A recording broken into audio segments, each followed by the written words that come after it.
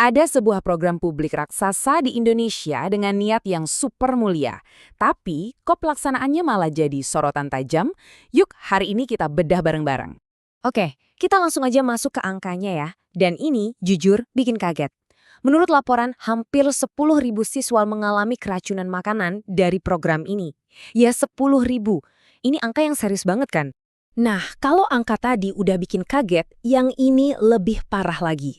Dari 10.000 dapur yang terdaftar, ternyata kurang dari 2% yang punya sertifikasi kebersihan yang layak. Dan sisanya tetap jalan aja. Ini kan jadi pertanyaan besar soal keamanannya. Nah, dari sini kan kita jadi mikir ya, gimana ceritanya program dengan tujuan sebagus ini bisa jadi, ya berantakan begini? Inilah pertanyaan besar yang akan coba kita jawab. Oke, supaya kita paham di mana letak masalahnya, kita harus mundur sedikit, lihat dulu tujuan awalnya. Apa sih janji mulia di balik program ini? Jadi, program ini yang dikenal sebagai MBG itu tujuannya buat melawan stunting. Stunting ini masalah serius loh di Indonesia. Bayangin aja, 1 dari 5 anak kita terdampak. Dan ini bisa nurunin produktivitas negara sampai 2%. Gede banget dampaknya. Idenya kan simpel dan bagus banget ya. Kalau anak-anak kita sehat, mereka bisa belajar lebih baik. Kalau bangsanya cukup gizi, ya pasti lebih produktif. Bahkan, program ini juga niatnya mau memberdayakan UMKM, petani, sama nelayan lokal. Komplit banget kan tujuannya? Tapi, tunggu dulu. Ternyata, menurut analisis, ada tujuan lain yang nggak kalah kuat di balik semua ini. Jadi gini, program MBG ini ternyata adalah janji kampanye utama. Tujuannya ya untuk jadi proyek legasi buat pemerintahan baru. Artinya apa? Artinya sukses gaknya program ini nyangkut banget sama reputasi politik. Jadi ada tekanan gede banget buat nunjukin hasil yang wah dan cepat. Nah, disinilah bentrokannya kelihatan jelas. Di satu sisi, buat ngatasin stunting itu butuh pendekatan yang hati-hati, fokus ke kualitas, dan pasti butuh waktu. Tapi di sisi lain, buat proyek legasi, yang dibutuhin itu angka yang besar, cakupan yang luas, secepat mungkin. Jadi ya, kualitas lawan kuantitas.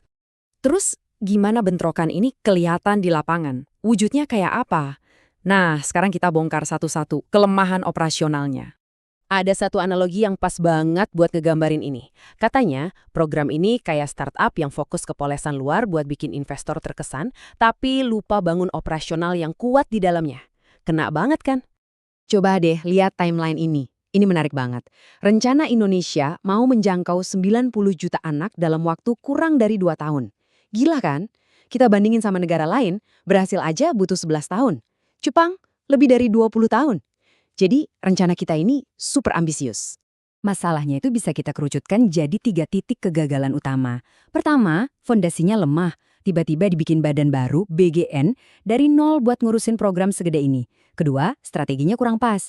Belum ada model percontohan yang terbukti berhasil, udah langsung digeber skala nasional. Dan ketiga, ini penting, eksekusinya nggak transparan. Soal transparansi ini jadi PR besar. Rencananya kan satu porsi itu 15.000 ya, tapi laporannya yang sampai ke anak itu seringkali jauh di bawah itu. Dan yang bikin makin rumit, publik itu susah banget buat ngelacak alur dananya kemana. Sampai ada laporan soal dapur fiktif segala. Oke, masalahnya udah jelas. Terus gimana solusinya? Kan programnya nggak mungkin dihentikan begitu aja. Untungnya, ada beberapa usulan perbaikan yang konkret banget. Ini dia 5 langkah perbaikannya. Pertama, moratorium dulu. Rem dulu ekspansinya, beresin dulu operasional di dalam. Kedua, sasarannya difokusin ke yang paling butuh, jadi kualitas di atas kuantitas. Ketiga, desentralisasi, libatkan komunitas lokal, jangan cuma dari pusat. Keempat, quality control yang ketat dan transparan. Dan terakhir, libatkan juga masyarakat buat kasih masukan.